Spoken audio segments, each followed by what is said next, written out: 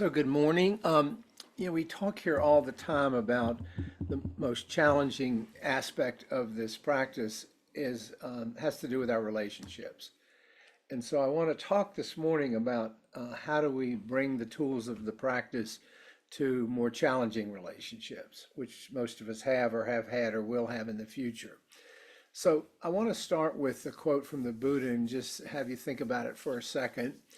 This is from the Pali Canon where he says famously, quote, hatred is never appeased by hatred in the world. By non-hatred alone is hatred appeased. This is a law eternal. So just take a minute to let that sort of sink in. Hatred is never appeased by hatred in this world. By non-hatred alone, sometimes that's translated by love alone, is hatred appeased. This is a law eternal. So with that in mind, I want to explore this morning the challenges of dealing with difficult individuals, how and if we can cultivate compassion for them, and the wisdom of what the Buddha called guarding the mind.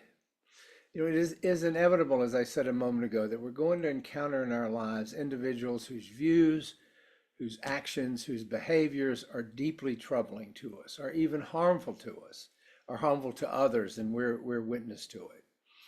And perhaps and often they are people in positions of power, but more commonly they're acquaintances, co-workers, family members, people we bump into on a day-to-day basis. And for many of us, this challenge has become even more amplified in these divisive times in which we live, where the world is so polarized and where misinformation and hatred take root in the hearts of many. So how do we, as followers of the Buddha's teachings, walk the middle path during such turbulent times? And with an intention to lessen the suffering that results from dealing with difficult individuals, which is a huge challenge. As you often hear me say, it's important to recognize that the Buddha never taught us to be doormats. Compassion is not passivity. Compassion does not mean we just let people take advantage of us, expose us to toxic behavior and the like. It is not passivity. The Buddha, of course, emphasized loving kindness and compassion, but he also taught wisdom and discernment so that we can see what kind of situations we're encountering with clarity. The Dhammapada, the writings, the brief sayings of the Buddha, reminds us of one of the importance of self-mastery and what the Buddha called guarding the mind. And he says, quote, though one may conquer 1,000 times 1,000 men in battle, yet he indeed is the noblest victor who conquers himself. Though one may conquer 1,000 times 1,000 men in battle, yet he indeed is the noblest victor who conquers himself. And this teaching is particularly relevant, I think, when we're facing challenging relationships and challenging individuals. The true battle is not with others at the end of the day. It is with ourselves, and it is with our reactivity to those individuals.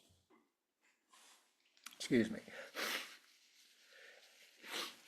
It is the battle to maintain our equanimity, our inner peace, to master our reactivity, and to guard the mind against hatred and resentment. That's the tough part.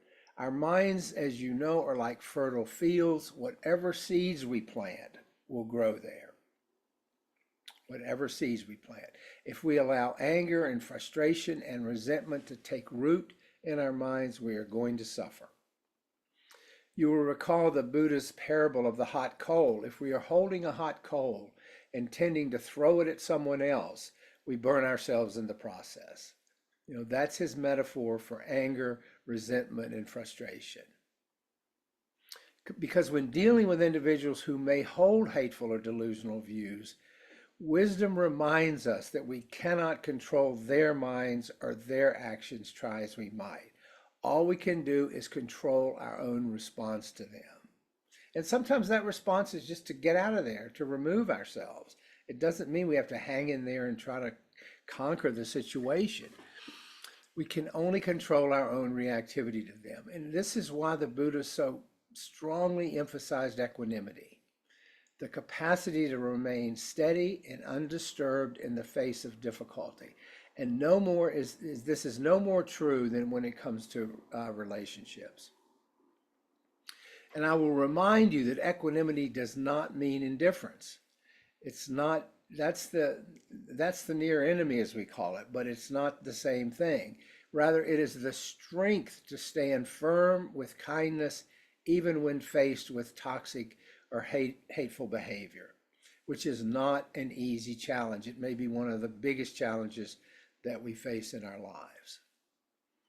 But a primary way to guard the mind is to practice non-reactivity, which we've been talking about recently. When someone tries to provoke us, we can make a conscious choice not to engage with it.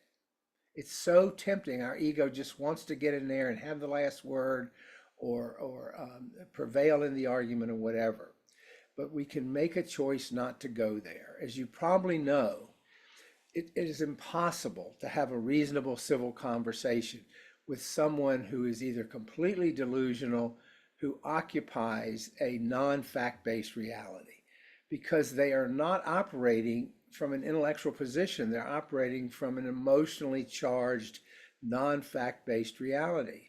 And recognizing this, it is futile to engage and try to change their mind.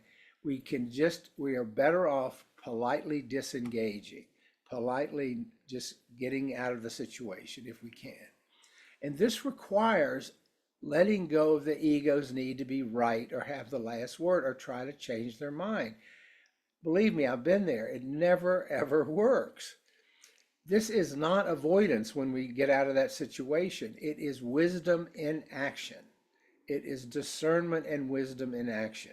It is a skillful way of protecting our peace while maintaining a sense of respect toward others. We don't have to, yell at them, scream at them, call them names. We can be respectful, but we also want to protect our peace. We want to guard our minds. As you know, compassion is at the heart of the Buddhist teachings. Even when others act in ways that are harmful or hateful, we are encouraged to try to see that behavior with some understanding, through the lens of understanding. Does not mean we condone their behavior. Remember, acceptance does not mean we have to like it or condone it. But on the contrary, true compassion includes accountability. Karma ensures that actions have consequences. As ye sow, so shall ye reap. So it doesn't mean we like it. We just try to remain respectful and non-reactive. And then there's forgiveness in these situations, which is also often understood in our culture. Forgiving does not mean, as we've talked about in the past, does not mean excusing a person's actions or letting them escape accountability. Forgiveness is about releasing the burden of hatred from our own hearts. We don't even have to say it out loud. We don't even have to communicate it. We only have to do it internally. It is an act of self-liberation. When we forgive, we cease allowing the actions of others, the harmful actions of others, to rent space in our heads. We don't let them occupy us and cause us suffering. And it's a powerful practice, not for the other person's sake, but for our own freedom, our own peace of mind. I have been in recent months practicing not letting certain politicians rent space in my head any more than possible by avoiding the news. And it has helped my experience of inner peace tremendously. There's so much about that we can't control. All I do is ruminate about it, fret about it, and suffer about it. And when I have turned off the news, it's just like I've stopped drinking from that fire hose. So just something to think about there in terms of maintaining our own inner peace and equanimity. There's this concept of restorative justice in the criminal justice system, which aligns with this understanding. And the point of restorative justice is that it seeks to repair harm, ensure accountability, and provide an opportunity for redemption. Now, I'm not suggesting this is always possible, especially when others on the other side who have done harm refuse to take responsibility. But it doesn't mean we can't hold space in our hearts for the possibility of transformation. We can look upon even those who act with hatred and do great harm and imagine the suffering that must exist in their hearts to lead them to such actions. Sorry, I'm a little tongue-tied this morning. The dogs kept me up all night. And I've witnessed this restorative justice between victims of crime and perpetrators of crime, and when it happens, it's really quite remarkable. And again, it's not letting the perpetrator off the hook, but it is trying to lower the temperature. Compassion without wisdom, just wide open compassion leads to burnout. It harms us. It doesn't do us any good just to be gushing with compassion without any wisdom or accountability. Wisdom without compassion, on the other hand, becomes cold and detached. The Buddha taught that the two qualities of wisdom and compassion must work together. We need them both. Compassion motivates us to help others, even those that we don't like, while wisdom helps us to recognize when our efforts are either futile or harmful or unlikely to be effective. The Dharma encourages us to discern when to engage and when to step away. There is nothing wrong with removing ourselves from a situation which isn't going to get any better and will probably get worse if we keep engaging with it. Sometimes the most compassionate act is to maintain a respectful distance while wishing others well. Again, non-engagement. And this may sound counterintuitive, especially if it's someone we're close to and we're deeply committed to helping them. We sometimes have to recognize the limitations of our own capacity to help them. We recognize our limits and we honor the importance of self-care. We never lose sight of that. So returning to the quote that I started with, hatred is never appeased by hatred in the world. By non-hatred alone is hatred appeased. This is the law eternal. These words remind us that hatred is not overcome by more hatred.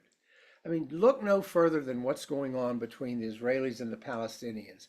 For decades they've been at this. There is no sign of a resolution. It's just retaliation and hatred. Only through love, compassion, and understanding can the divisions in the world begin to heal. And again, this does not mean that we tolerate harmful behavior. It's not just kumbaya, everybody, or allow ourselves to be mistreated. It means we respond with clarity and kindness, even as we set boundaries and even as we protect ourselves. It means that we refuse to let hatred, the seeds of hatred, take root in our own hearts, even when we're faced with the hatred of others. So to conclude, can we set an intention to cultivate compassion and equanimity in our interactions with difficult and challenging individuals? That is a huge challenge in our practice, but a very important one for our own peace of mind.